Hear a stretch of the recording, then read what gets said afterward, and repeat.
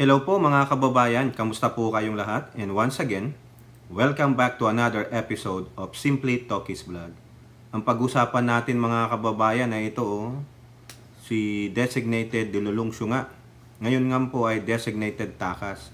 Ngayon, mas lutang na lutang pa kay Leni Robredo. No? Talagang nilagpasan niya po ang pagkalutang ni Leni Robredo. Bakit? Yung huling-huling statement na naman niya Ang hilig niyang gumawa ng napakahabang statement. Akala mo, pinagsusulat siya ng essay.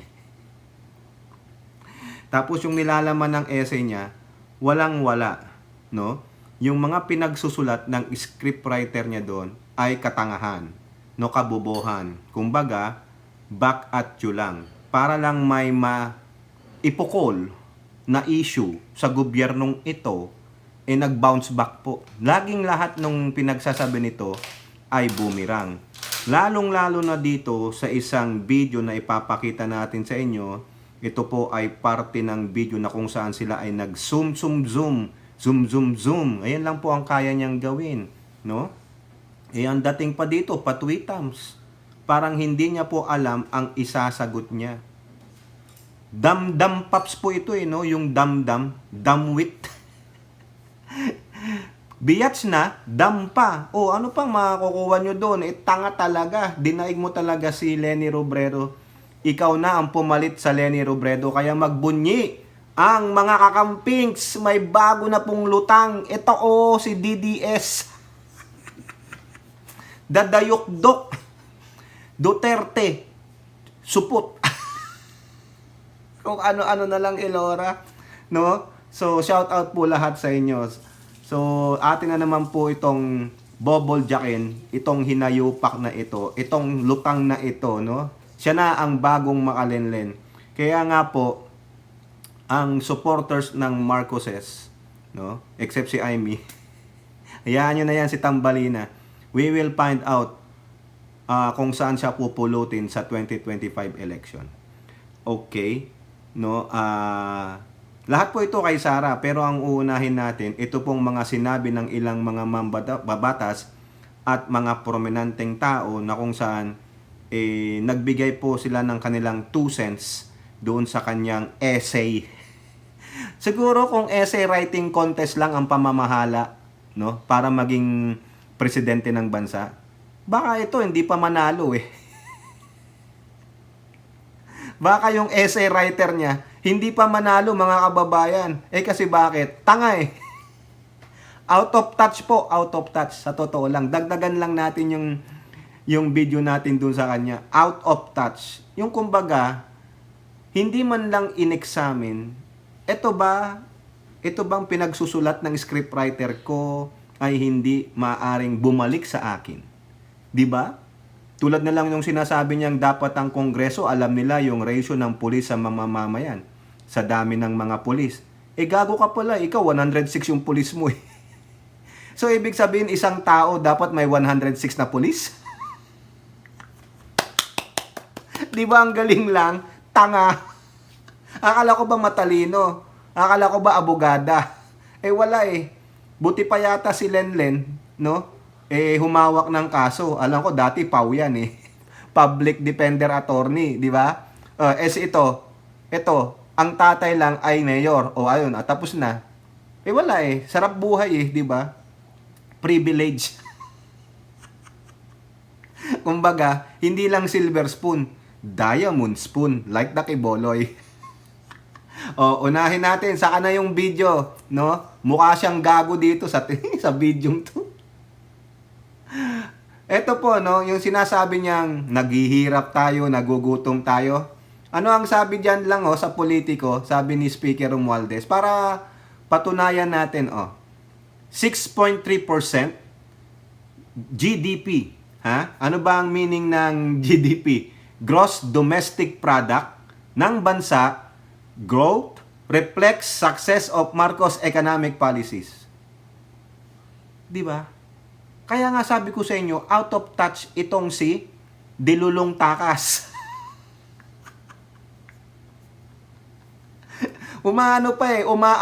Umaapila pa sa sambayan ng Pilipino. na wag ako ang tignan ninyo, wag ako, sisihin nyo ang kapulisan, sisihin mo ang airport, sisihin mo ang House of Representatives, sisihin mo si Marcos, wag ako. Kasi magaling ako eh, ako lang ang nagmamahal sa bayan, tignan nyo, iniwanan ko nga kayo. Kasi kung sakali man, ako ang designated survivor, kaya ako tumakas.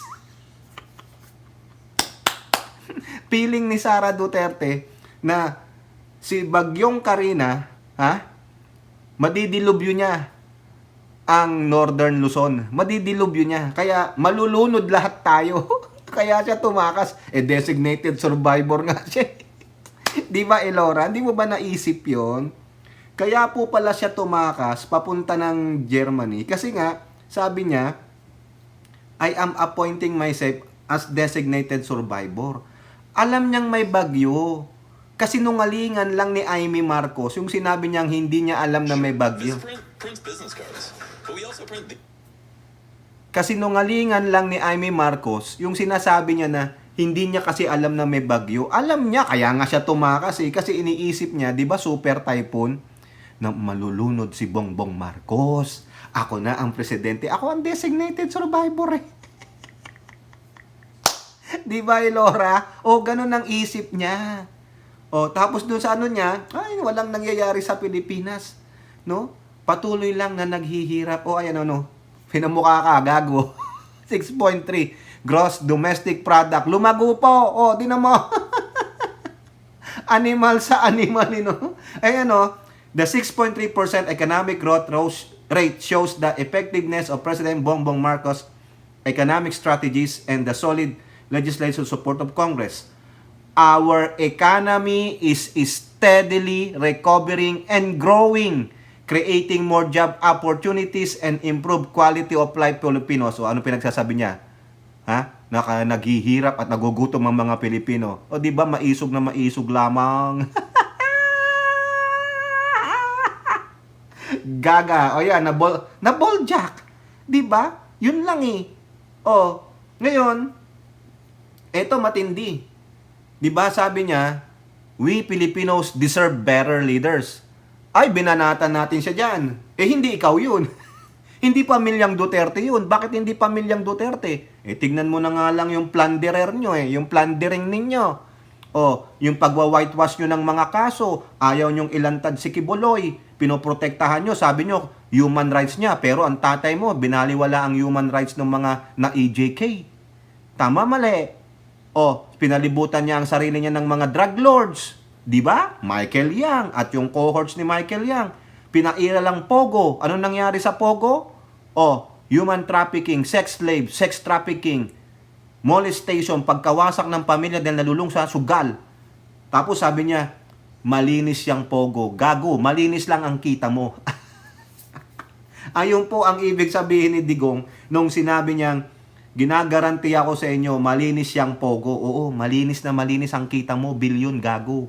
O ngayon, mag-suffer ka sa pagmumura ni Toke sa'yo, mga buwakang ina ninyo. May umalma po, nakaaway ni Tamilmel. Yung sinabi niyang, I don't have respect for them. Sabi naman ni Castro, likewise. Ngayon, binalikan ulit siya ni Castro, si Franz Castro. Anong sabi niya? Manila Bulletin. Castro, Filipinos deserve better leaders, but not those with questionable conduct. Akala kasi nitong si Tamilmel, sabi ko sa inyo, pag nagsalita ang Duterte, dapat tumiklop na kayo. Dapat mag-bow down na kayo, sabihin nyo, all hail Duterte. Ganon. Nung panahon nung tatay niya yon. Kasi, ang nilagay ni Duterte, mga tuta niya. Yung mga yuyuko lang sa kanya. Pero ngayon, wala na siya sa power, ngayon, para bang yung mga kinulong mo, no? Galit na galit. Ina mo Duterte, sige mawala ka lang sa pwesto, buwakang ina mo. Mandarambong ka, no? Drug lords ka. Yan, tingnan mo. Lalo na nung sinabihan niya na rotten institution ang Kongreso, boom, sa pool. Yan. Anong sabi ni Castro? We do not need officials who, at the height of a typhoon, that flooded most of Luzon and affected millions left for Germany for a family vacation. Sapul na sapul. Akala ni Tamilmil malinis siya eh. Di ba sinasabi niya doon sa mga simula nung kanyang essay? Alam ko lumalaban ng essay writing yan eh. Baka pinagpa-practicean niya. Huwag ka na mag-practice. No, sabi mo sa essay writer mo, mag-quit na, i-para out mo na kasi they are destroying totally your political capital. Wala na, negative ka na eh. Kumbaga, negative 360 ka na, nandoon ka na sa Y. Di ba X and Y? Tama ba, ha, Elora? We especially do not need officials who up till now has not sufficiently explained how spent her illegally acquired 125 million confidential funds in just 11 days. Ikaw naman, Castro, ang kulit mo eh. Sinabi nga sa'yo, nag-tree planting. Nagbigay ng mga abuloy sa mga namatayan. Ayun. Umalay mo yung natira, pinanggamit sa Germany. O ayun. Kuha mo na, Castro. Sana napapanood mo to, Castro, ha? Sabi pa ni Castro, we Filipinos deserve more than what we are hearing and seeing from the government right now.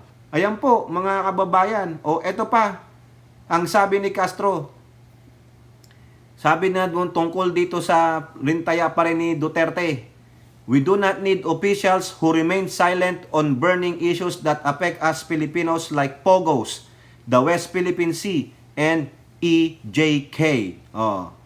Instead of leaders like Duterte or President Marcos, the Congresswoman said Filipinos deserve leaders who genuinely serve the interests of the masses. Ay, wala po. Wala. Tanging Marcos lang yan. Sa akin, Marcos lang. Pasensya ka, Castro, dito kita boboljakin. No? Yung mga kaalyado mo, kahit na sino pa dyan, wala rin yan. Magpa-power trip din kayo. Tingnan nyo ang ginagawa ng Marcoses ngayon. Doon ka nagkakamali, Castro.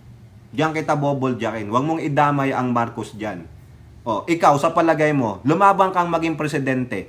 Pag ikaw naging presidente, kaya mong isolve ang problema ng bansa? Lalong-lalo na kung may isa ring oposisyon na gagong katulad ninyo. Kala mo ha? Kala mo lusot ka, Castro ha? Kala mo kampihan kita? Kaya lang ko lang kinuha ito kasi pang-boljak mo kay Sara. Pero tinira mo ang Marcos, wala. Tabla tayo.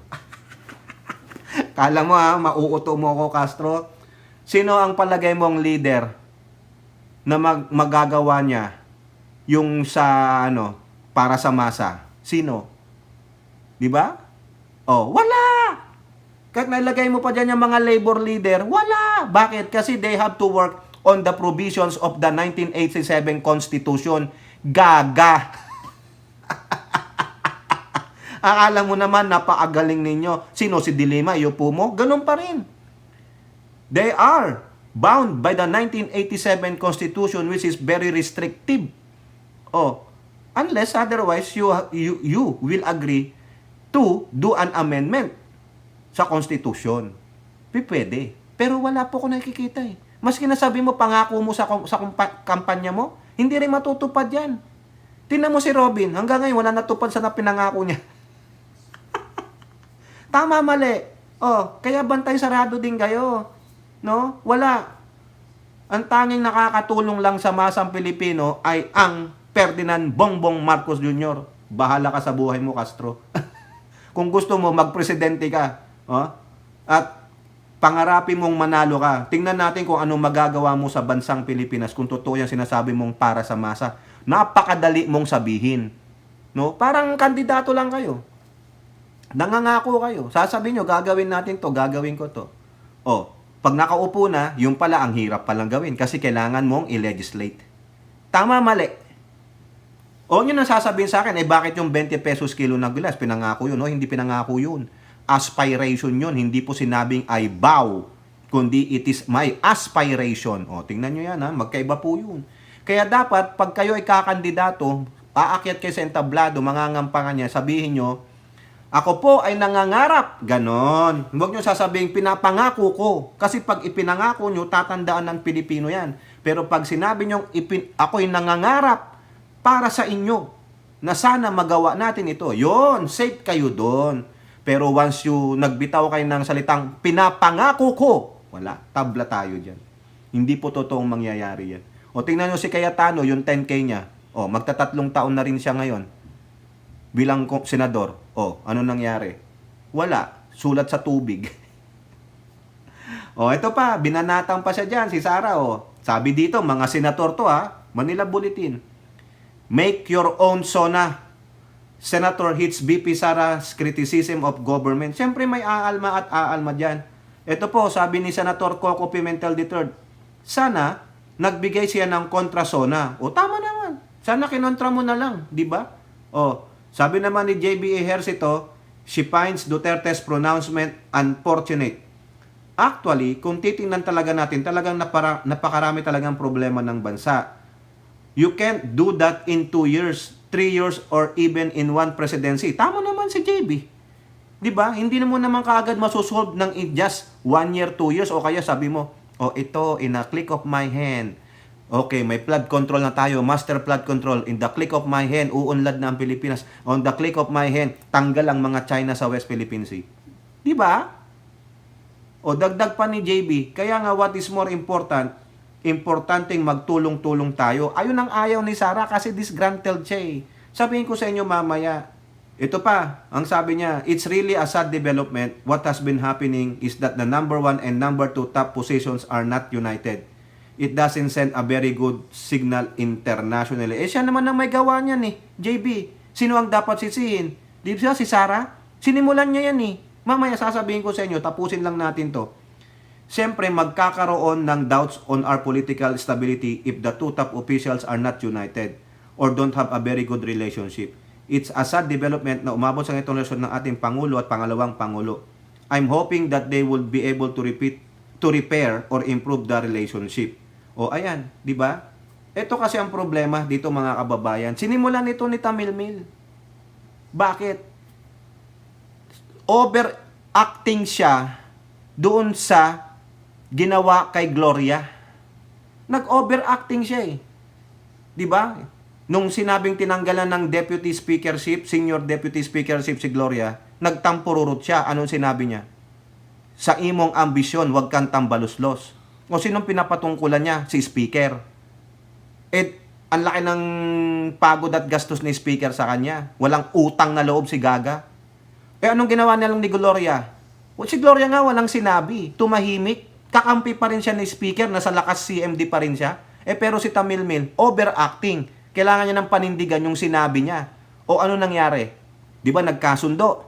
Nagkasundo. Tama yun. Nakita natin sa airport nung paalis ang Pangulo at unang ginang. Di ba gumanong pa nga siya? Humawak pa siya. O sabi nga ni Pangulo, it's good to see that, again, the speaker and the vice president is, getting along. Eh pagdating nung budget hearing na, hindi siya napagbigyan sa kanyang hinihinging CIF at sinasabi ng kampo niya na nakipag-meeting si speaker sa mga Makabayan Block, doon sila nagsimula. Nagsumbong sa tatay. Tapos yung tatay sa kanyang programang gikan sa China, para sa China, yung tatay na si Digong lambasted the House of Representatives. O ayun, doon na ulit, di na ulit sila nag-usap. Tuloy-tuloy na. Di ba parang bata lang? Di ba? Ayaw kang bigyan, di ayaw kang bigyan. Ano gagawin mo? Oh, at least another burden, another stress will be taken out from you. Bayaan mo sila, tinanggalan ka eh. Kung ano yung binigay sa'yo, doon ka mag-work out. Ipakita mo. No? Ipakita mo that you can work with that budget na less ito.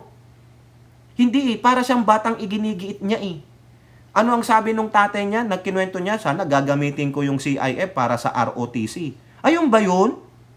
Di ba yun ang sabi nung tatay niya eh? Saka daw pantiktik sa mga Makabayan Block. Hindi mo naman mandato yun eh. Wala sa mandato mo yun, pero ginagawa mong mandato mo, eh ayaw nila eh. Di ba?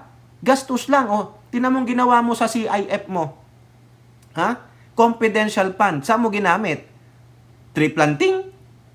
Confidential ba yun? Di ba? Pamimigay ng ayuda, confidential ba yun? Mali ang paggamit mo ng pera, yun ang nakita nila. O, di sana, umayong ka na lang.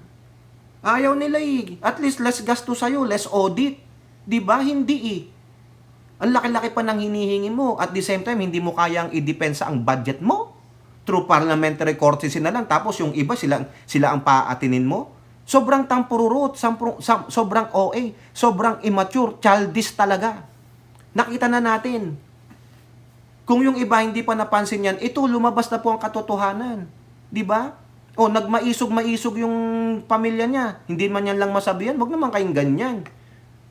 Sabi niya, wala siyang ambisyon maging presidente, pero dahil sa tantrums niya, no, mga impulsive ang dating. Di ba? Oh, ilang taon ka na? Late 40s? Pero isip bata ka pa rin? Childish ka pa rin? Tang-ina naman. May mga anak ka na, childish ka pa rin? Yung ugali mo, childish pa rin, hindi ka nag-grow. Meaning, may problema sa'yo. Ha? Hindi develop ang mental capacity mo. Ganun lang po yun. Di ba? May problema. Kailangan dapat ipa-psychiatrist yan.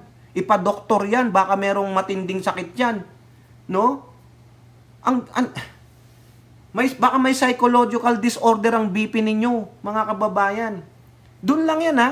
Tampururot lang sa CIF, hindi na pagbigyan. Kaya nga tignan ninyo, yung parang yung bata na hindi na nabili ng, sabi niya, mama, bili mo ako ng dal kasi may bagong laptop. Walang pera si mama o si papa. Ano ginawa? Nagtantrum. Diba? Nagtantrum. Nagwala. Ganon si Sara Duterte hanggang ngayon. O nag-quit siya. Ha? Iniwan niya ang DepEd. Ang dami niya pang rason-rason. May listahan eh. Ang dami niyang rason. Ang tanong, kung talagang hindi mo pala kayang gampanan ng DepEd, no? Dapat hindi mo kinuha. Ininsist mo na, Pangulo, gusto ko DND. Pero nakita ng Pangulo, hindi ka bagay doon. Kasi bakit? Ang tatay mo, China eh. So therefore, nandoon eh. Tingnan mo nga, wala kang masabi. Ha? Di sana, tulad nung sinasabi nung tatay niya dati na gusto niya daw lumusob sa West Philippine Sea kasi inaagaw daw ng China nung mayor pa siya. Sinabihan daw si Digong nung ambassador ng China na sabihan mo yung anak mo, wag niyang gawin, magkakagulo. Ayun, hanggang ngayon wala siyang masabi. Bakit? Baka naman pinondohan ng ang iyong kandidatura ng China. Nasuhulang ka na. 'Di ba? Yung tatay niya, lapdog ng China eh. Ano magagawa niya? Baka balikan nga naman sila ng China. Bawiin lahat, pati yung mga nandun, ng mga inchik sa Davao City, mag-alisan. Baka nga naman yung pinangalang buildings ng lola niya, tanggalin ang pangalan ng lola niya, singilin pa sila. Di ba? Wala na yung negosyo ni Michael Yang, paano na ang porsyento ni Digong? Ganun lang po yan. Nang dahil sa CIF, hindi na pagbigyan, tampururot. Tapos sasabihin niya kasi hindi, yung pinangako, hindi binabi, hindi totoo, hindi magpakatotoo, wala isasalita, wala ka. Siya ang sumira eh. Siya ang sumira ng samahan. Ang ganda sana ng samahan eh. Kaso, naniwala sa mga nakapalibot sa kanya, yung pala ang totoo, no? Ang totoo. 2 months pa lang na pagkaupo pala ni Presidente, binalak na nilang tanggalin siya. Gusto nilang iupo si Sara, no? Pero nilalakad nila, no? Parang Gloria style. Kasi pag nagtagumpay si Gloria doon sa kudita niya kay Martin, si Gloria ang uupo. O siyempre mangangalap siya ng mga representante para i-impeach ang Pangulo.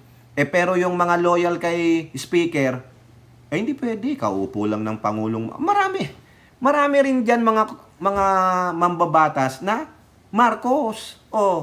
Ayaw nila dahil nakita nila ang Marcos brand of leadership. Makamasa. Tutulong at tutulong. Saka hindi naggagater politics. Di ba? Tingnan niyo ang Kongreso ngayon, yung House of Representatives. Full support kay Pangulong Bongbong Marcos because they want to change the country. Gusto talaga nilang tumulong. Lalong-lalo na yung mga young guns, nakikita nila. Ngayon, ang Kongreso natin, pinapalagan na si Digong. Pinapalagan na si Sara, si Baste. Tingnan nyo si General Torre. Pinalagan si Baste. Demanda siya. Demanda niya ako. Lawyer tatay niya, alam niya yan. Dati walang gumaganon sa Duterte nung panahon ni Digong. Tahimik lang sila pag nagsalita si Sara noon. Tahimik lang. Tingnan nyo nung ginawa niya kay Alvarez. nung speaker si Alvarez, nagsalita siya. Walang sinabi si Alvarez kasi walang bayag eh. O ngayon, wala silang kakampi. Ang kakampi lang nila 16% yung mga taga Davao City. Yun lang, yung mga nauuto nila. O eto pa, tingnan ninyo. 'Di ba papasok na yung budget, nanghihingi siya ng 2.037 billion. Saan mo gagamitin yung 2.037 billion? Para saan? 'Di ba? Anong programa? Ano pambayad mo sa mga security guards mo na 500 plus? Ibinalik po ni Marbil yung 75 eh. Natakot si Marbil, naduwag din si Marbil eh. 'Di ba? Dapat pinanindigan mo na lang Marbil. Kasi nagrereklamo siya, dapat daw alam ng Congress yung ratio ng pulis sa komunidad. 'Di ba? Tanga-tanga lang, nagrereklamo tapos gusto niya marami siyang pulis. Di ibig sabihin bawat isang Pinoy merong 106 na pulis na bodyguard. Gawin mo 'yan ha, Sara Duterte. Isa kang magandang halimbawa, 'di ba? Isa kang magandang halimbawa ng pagiging spoiled. Isa kang magandang halimbawa na walang respeto sa ibang tao, kundi ikaw lang. Mukha kang demonyo. O demonyo ka na nga talaga kasi spoiled brat ka eh, no? Diyan yun yung makikita yung mga entitlement, no? Pero entitled na lutang. Tinalo na po si Lenny, no? Mukhang tanga. Tapos sabi nga ni Joel Chua, gusto yata mag-artista eh, kasi puro selfie lang ang alam. Selfie ang alam. Sige nga. Bakit hindi niya makontra si Joel Chua? Yung representante ng 6th District ng Manila. Ito, binabanatan talaga sila. Ba't wala siyang masabi? 'Di ba? Kasi alam niya hindi niya kaya eh. Pinapalagan siya eh. Ang kaya lang ibuli ni Tamil Mel ay si Chief PMP kasi hindi siya binabalikan. Ang tanong natin kay Chief PMP Marbil, naduduwag ka ba kay Tamil Mel, Chief? Chief of Police ka. 'Di ba? Labanan mo 'to, wag kang paaapi diyan kay Tamil Mel. Hindi ka nga niya nirerespeto eh. So therefore, hindi rin siya karespeto. Wag kang matakot diyan, ang dami nang lumalaban sa mga yan eh. Tingnan mo nga si Representative Joel Chua, ang tagal na siyang binabatikos. 'Di ba? Pero hindi niya binibira.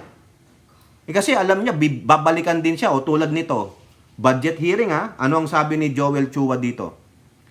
Wag na paulitin yan.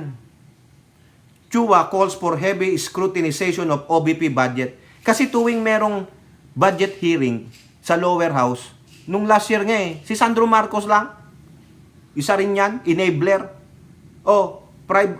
Parliamentary courtesy, approved na. 'Di ba? Kaya tuwang-tuwa si Tamil Mel, tinatawanan niya yung Makabayan Black eh. Magtatanong pa sana sila, kaso sabi, due to parliamentary courtesy, inibinigay natin yan. Wala. Ngayon, anong sabi ni Chua? Not this time, dude. Not this time. Kaya wag niyong papapasukin si Sandro Marcos dyan. Wag niyong papapasukin ang kaalyado ni Duterte dyan sa Kongreso pag may budget hearing ang OBP. Papasukin nyo tong mga to, yung mga young guns, yung Makabayan Black, tignan natin kung gaano siya kagaling magdepensa ng budget niya. Tignan natin kung a-attend siya sa budget hearing niya. Malamang dito, uupo si Chua dyan. Nagsabi na Chua calls for heavy scrutinization of OBP budget. Tingnan mo yan. Kasi ano daw yan sa August 15, no, yung budget hearing niya. Sabi dito, Vice President Duterte should no longer be given a pre-pass in the House deliberation of the Office of the Vice President Annual Budget. When the OPB budget is tackled soon at the House, she should no longer be given a pre-pass. Her OBP budget must be scrutinized for every spent and not spent. No more and never again shall the BP not be held to the same level of scrutiny as other public officials during the budget hearings. Correct. Kung yung iba nga nagkakandara pa mag-depend ng kanilang budget Pero siya, okay, nadaya ko na naman sila. Bebote nga. Di ba? The House Committee on President began the per agency deliberation on the 6.352 trillion nagde-deliberate na po sila. Nagsimula na sila nung Lunes. Tingnan nyo yan. Talagang galit si Chua. Kaya ito, sabi niya pa, managot siya sa dapat sa bawat piso ng OBP budget. The Manila Solon said the OBP must provide details to the House on how it spent its budget in 2023 and 2024. Yari ka! Magaling lang siya sa matatamis na salita at talinhaga. Tingnan nyo, napansin pala ni Joel Chua. Ang galing. Ito ang kalaban, magandang pantapat. Hindi na si Manuel o si Castro o si Brosas. Si Joel Chua na ang pambato ko pantapat kay Tamilmil. Pero kapag tanungin na ng mga detalye, puro iwas, puro pagpapatawa, puro drama. Pero kapos at kapag tinimbang, laging kulang. Saludo sa'yo, Joel Chua. Talagang binanatan. Binanatan, mga kababayan. Oh, it hurts. Oh, eto pa. May isa pa. Si Papa Gadon. Oh, bakit Papa Gadon? Kasi Presidential Advisor for Poverty Alleviation. Papa Gadon. si Sec Papa Gadon. Oh, Secretary Gadon. Shout out mo naman ako. Kasi na-topic din ni Tamilmil yung healthcare. Oh, sanong sabi ni Gadon? Politiko, hindi ko siya iboboto. Larry Gadon calls out Sara Duterte for uninformed PhilHealth remarks. Oh, less boto na. Kung sinabi ni BP yan, hindi ko iboboto for president in 2028 because she doesn't not study what she is saying. Gadon was referring to a statement of Duterte where she said, ang Pilipinas, may healthcare system dapat na totoong magpapangalagaan ang kalusugan ng bawat Pilipino, etc. etc. Sabi ni Gadon, BP Sara does not study PhilHealth. She has no idea about PhilHealth. Kasi Papa Gadon, scriptwriter niya nga yan. Tapos hindi niya na binasa, sinabi niya, okay na yan, ilabas mo na. Bahala na. Kaya nga sabi ni Chol Chue, magdadrama, magpapatawa, iiwas ng iiwas. O ayan. Nag-increase ang hospital bill subsidy to 30% from 20%. Nag-increase ang subsidy ng breast cancer from 100,000 to 1.4 million. O tingnan mo naman yan. Diba? Hindi niya alam yan. Oh my gosh. What kind of BP do you have? Anong pinanonood? Netflix. Nagbi-binge watching ng Netflix. Designated Survivor at Prison Break. Dapat ang panoorin niya, Madam Secretary. So, para may idea siya how to govern. Tangina, hindi alam. May subsidy yung, 30% from 20%. Ang laki niya na. Tapos yung breast cancer subsidy, naging 1.4 million. Ang dialysis ay zero cash out na dahil dati ay 2,600 lang. Ang subsidy ngayon, at 4K na kaya wala na additional cash ang pasyente. Oh, hindi mo pala alam ito. Kaya pala mga kababayan, walang mga mayoryang Pilipinong umaagri sa kanila kasi alam ng mga ordinaryong Pilipino ang realidad na ang gobyernong ito ay tumutulong sa mga nangangailangan. Diba? Nakita nyo na lang yung bagong serbisyo per. Diba? At kung ano-ano pang programa ang mga miyembro ng House of Representatives naglilibot-libot, lalo na yung young guns, panoorin nyo, naglilibot sila. Nilalako nila yung sarili nila, pinapakilala nila yung sarili nila sa mamamayang Pilipino sa bawat bayan. Na may kongreso tayong nagtatrabaho para sa kanila ngayon, hindi para lang kay Duterte noon. Nakita nyo yan? Ang Duterte vindictive. Diba? Tanga-tanga naman pala ito, buti pa si Papa Gadon, no? Oh. And for the first time under PBBM, 100% na ang implementation ng universal healthcare. Now all Filipinos are covered, not only the paying members. Kaboom! Hindi niya alam pala yan? My gosh! What kind of abogada are you? Baka hindi mo pa alam mga bagong batas ngayon. Kasi bakit? Netflix lang ng Netflix eh. Tapos pag naisipan, ay manunod ako ng Taylor Swift Eras Tour. Let's go to Germany. Bayaan mo sila dyan. Ako naman ang designated survivor. Hayaan mo silang malunod dyan. Mga imperialist Luzon yan. Hindi taga Davao City yan. Diba? Kasi ang alam niya lang ay ang Davao City na province of Pujan. Ayan lang yan. Pag nabanggit mo na ang Davao City, ikot ang tumbong yan. Pero pag sinabi mong taga Luzon, nalulunod ang Luzon, nilindo lang Luzon, wala akong pakialam. Hindi pa tapos ang Netflix series ko. Ganon! Ito lang hindi niya alam, kaya pala sabi ni Gadon, hindi ko siya iboboto. Wala siyang alam, lalong-lalo na sa PhilHealth. Punyetang BP ito. Tulagang lutang na lutang. Dinaig mo talaga si Mama Lenlen ng mga pinks. Oy, mga pinks, ha? Oh, subscribe na kayo dito. Tawagin nyo lahat ng pinks, isubscribe nyo to. Babanatan natin yung bagong lutang para matuwa naman kayo. Ha? Diba? Ay, nakakahiya naman kayo. He noted that this information is available online. Ang tanga ng mga researcher mo. Ha? Tamilmil, palitan mo ang mga yan. Wala na talaga. Wala na talaga. Ha? Ito pang mga sinabi ni Gadon, basahin nyo na lang. Pero, dito, pinak-check siya ni Gadon, ni Papa Gadon. Ha? Papa Gadon, shout out naman. Di ba nakakahiyang BP? Nakakapunyeta lang mga kababayan. How do you believe this girl now? Ha? This idiot. This biatch, pasensya naman. O ito, yung sinasabi ko sa inyo ha. O, galing po ito kay Boss Benji. Boss Benji, thank you ha. Boss Benji Contreras sa kanyang FB page. Ito yung sinasabi niya na gusto daw ng presidente na mag-perpetuate ng power. Yung parang i-eliminate niya lahat ng katunggali niya para patuloy niyang panghawakan yung power. Really? Kasi daw pinipersecute ng Marcos administration itong si Kibuloy na isa niyang baka member din ito ng Palmolive Girls ni Kibuloy. Natikman niya ang kalangitan ni Kibuloy. Diba? Baka nga naman totoo. na mala tubo yung kay Kibuloy. Kaya pinoprotektahan niya si Kibuloy. Diba? O, ito, 1 minute. Salamat po, Boss Benji. Ha? O, ang motive dyan is very simple. Mababasa mo naman kaagad eh. Ang motibo dyan is perpetuation in power. So, lahat ng threat sa power mo, sisirain mo talaga. It's very obvious. Sa lahat ng naririnig mo, nakikita mo na ginagawa, ang motibo dyan is ayaw ko na bumaba sa akin na ito forever.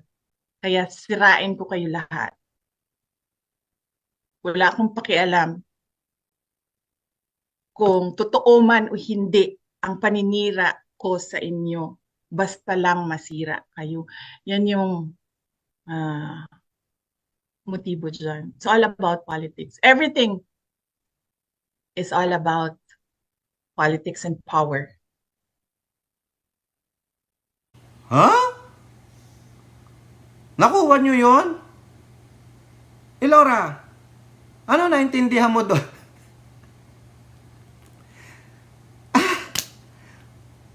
Walang konteksto. What is it? It's all about politics? Well, it's politics. Nandiyan ka sa politics. Have you seen the politics? Yes, it's dirty. Oh, why did you go to politics then? Anong ganap? Ha? Kasi ang sabi dito sa caption nila, sabi niya, what drives PBBM to persecute Apollo Quiboloy as well as dissenting Filipinos against the government is to perpetuate in power. Pinipersecute ba ng Pangulo si Apollo Quiboloy? Sino ba nagdemanda kay Pacquiao diyan sa bulaang propeta ninyo?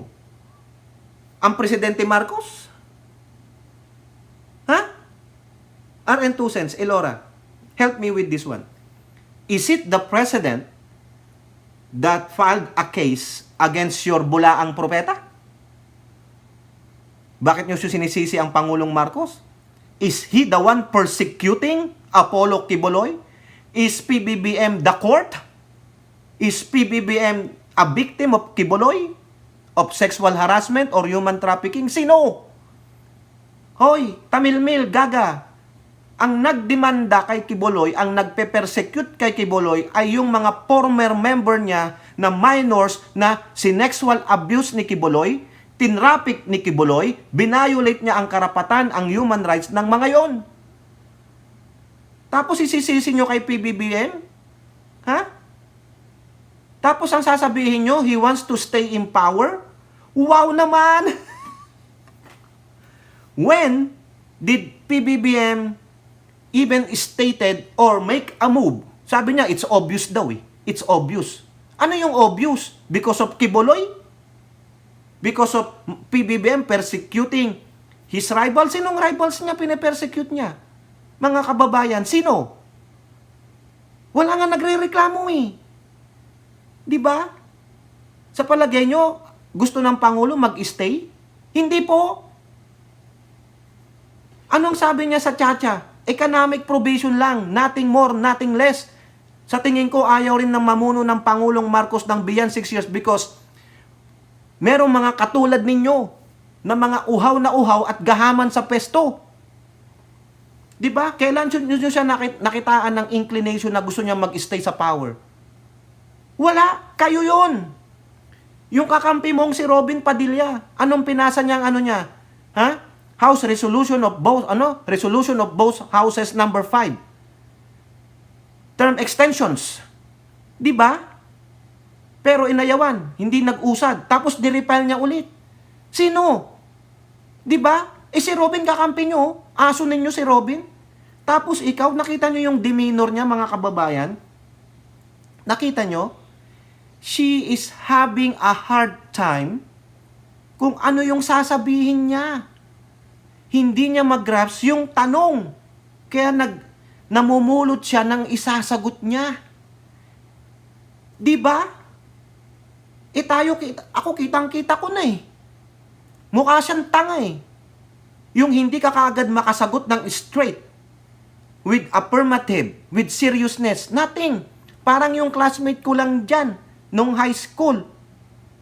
O di kaya ako na hindi ko rin alam yung itatanong ko, magpapaikot-ikot na lang ako para sa tingin ng teacher ko, ng mga kaklase ko, katiwa-tiwala ako. Tingnan nyo yung, sige, sumagot kayo ng alam nyo talaga yung isasagot nyo sa hindi nyo alam o doubtful kayo. Ano ang pinagkaiba nun? Di ba straight to the point pag alam na alam mo yung sagot? Pero pag yung hindi ka talaga sure, doubtful ka, hindi mo alam, gaganon ka eh, ganon siya eh. It's very obvious. Yung kaagadan lumabas, how did you know? How did you know? Dahil nakita mo sa tatay mo, yun. Pero ibahin mo ang Pangulong Bongbong Marcos. Pagpustahan pa tayo. Ha? Ako gusto ko, Marcos na lang palagi. Kung pwede nga, ipalit na si Sandro sa 2028 eh. Kaso hindi pa pwede eh. Ayaw naman ni Ninang Lisa. I don't think Ninang Lisa will run. Nakita niya na eh. Alam niya na, politics is so dirty. Baka si Amy, merong ambisyon. Pero ang Pangulo, no. Ang merong ambisyon ay kayo. Kayo, ikaw mismo. Huwag mong ibaling sa aming presidente. Kasi gusto nyong ikudita ang Kongreso para mapa-impeach nyo ang Pangulo. Sinong sinasabi ng maisog? Anong sinasabi ng maisog? BBM resign. Marcos alis dyan. Sinong ipapalit? Di ikaw. Di ba? Pamilya mo. Kayo ang may perpetuation sa power. Kasi sabi niya, nahawakan mo na eh. Naramdaman niya na. Di ba dati ayaw niyang maging presidente? O ngayon, nakita niya yung power ng presidente, naging vice presidente siya. I want that seat. Hindi niya nakuha, kaya nagtatantrum siya. Yun lang yun, mga kababayan. Di ba? Boba talaga, mga kababayan. Hindi alam. Nakita nyo yung demeanor eh. It's obvious. Nag-iisip ng isasagot, man, come on, this is what, do you want to be a president? Tanga! Lutang! Bobita! Napakalaking tanga! Ipis na ipis! Salot! Huwag nyo pong iboto yan. Tama po si Joel Chua. Patwitams lang, magaling magdrama, magaling magpatawa, iwas ng iwas. Tingnan nyo, hindi niya nga alam yung isasagot niya eh. Ang tanong ba dyan, si Pangulong Marcos ang nagpipersecute? Ibig ba sabihin, may nagdemanda na Filipino citizen, hindi na aasikasuhin ng korte, i-whitewash na lang, ganon? Kung ganon pala kayo, gago kayo. Dapat kayong kasuhan, dapat kayong wag pagkatiwalaan dahil puro mga sinungaling kayo, mandarambong pa kayo. Buba talaga. Tanga-tanga ang puta. Kaya daig na daig niya po si Leni Robredo sa pagkalutang. The new lutangs. Kaya dapat talaga Sara resign or Sara impeach na po. I-impeach na po yan. No? Mental incapacity. Loss of public trust. Kasi hindi niya po alam ang pinagsasabi niya. He is lost, no? Out of touch in reality. She is lost. Biruin mo na lang yung 3-page letter na essay niya, binoljak siya ni Gadon. Di ba? Binoljak siya ng mga ilang senador. Si Coco Pimentel, sama niyan. Di sana nag-anti-SONA ka na lang. Nagbigay ka ng statement mo kaysa maglabas ka niyan. Kasi alam din ni Coco Pimentel, no? Pwedeng mag-agree si Coco Pimentel sa ibang issues, pero sa lahat ng issues na sinabi doon, hindi totoo yun. Yung PhilHealth, yung police, di ba? Yung CCTV sa NAIA, gusto mo? Walang CCTV? Eh nahuli ka, public official ka eh. Ang private life mo, wala na, bukelya na yun. Lantad na sa public, gago. Dahil lang nahuli kang tumatakas, kaya naglilintaya ka, binabaling mo ang attention ngayon sa aming presidente. Not this time, bitch. May papalag at papalag sa inyo. Hindi nga kayo makapalag sa HOR ngayon eh. 'Di ba? Oh, ang ginagawa na lang ng mga kakampi mo, mudslinging, dirty politics. Pero wala po naniniwala eh. Sa palagay ninyo, gusto ng presidenteng mag-stay? I don't think so. Tayo ang may gusto, sambayan ng Pilipino. Pero ang Pangulo, wala. Pustahan tayo. Bababa at bababayan ng Pangulong Marcos unless otherwise there are big circumstances na mangyari. Ang gawin mo na lang, Sara, mag-EDSA kayo. Tingnan natin kung may people kayo at may power kayo. Eh kaso kung kung wala, di wala, di ba? Tablado kayo. EDSA na. Tingnan natin kung may power at may people. Kung wala, o baka bumagsak pa yung 16% ninyo. O, di ba? O, kayo po, mga kababayan, ano po inyong masasabi? Comment down below and don't forget to like and share. Hope to see you on the next videos. Bye-bye. God bless.